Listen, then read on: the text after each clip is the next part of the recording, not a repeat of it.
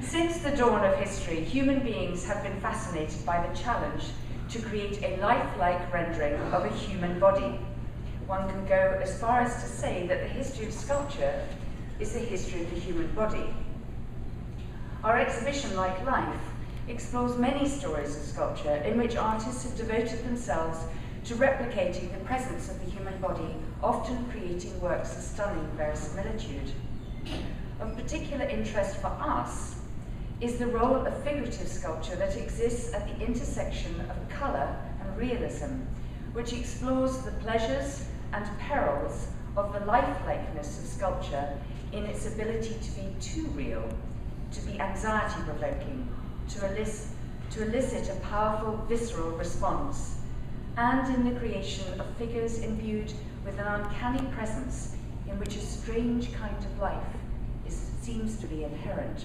So, in my head, I have to say, a long time ago, this show began as a rather kind of orthodox plod through the history of polychrome sculpture.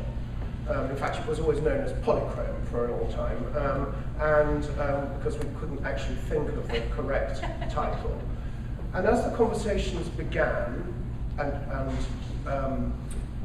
as I say, challenged us to think harder about what we were actually trying to do, it became clear that that wasn't an adequate way of thinking about the show at all. That this is what happened in the year 1400, this is what was happening around 1600, this is what happened around 1900. Would have been, I think, still quite interesting, but not worthy of the playful, experimental, demanding nature of this particular building and this particular project. So it became something different, and I was asked last night about whether we started with objects or with themes. The answer is actually we started with objects, as Sheena said. The themes arose, but of course there were key works that I, at least, on the historic side, working with Emerson at that point, wanted in the show, for both art historical reasons and, in my case, somewhat sentimental ones. I had known the figure of Jeremy Bentham as a student in London, found it the weirdest object actually I'd ever seen, and never thought that I would be able to combine it in an exhibition with works by Canova and Donatello. This is a show for people, for anyone who's ever had a profoundly human response to a work of art and wondered whether it was appropriate, disgust, or desire.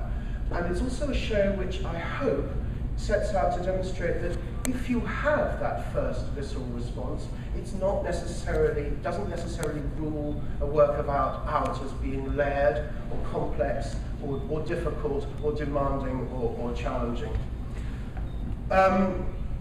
So we got to Like Life, as Sheena says, a show a word which is so much more than about that word lifelike.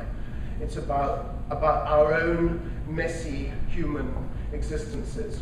And I think that what I found fascinating as these objects arrived here in the Met Royal, they started talking to each other in ways that we anticipated, but also in ways that were really unexpected. That kind of messiness, glorious messiness of life, and death, as you've seen, and desire, and race, and gender, and sexuality, and religion, are all things that now are playing potently in a sort of rich and, to me at least, not yet digested stew that is our show upstairs. It's a show which is designed to begin a conversation.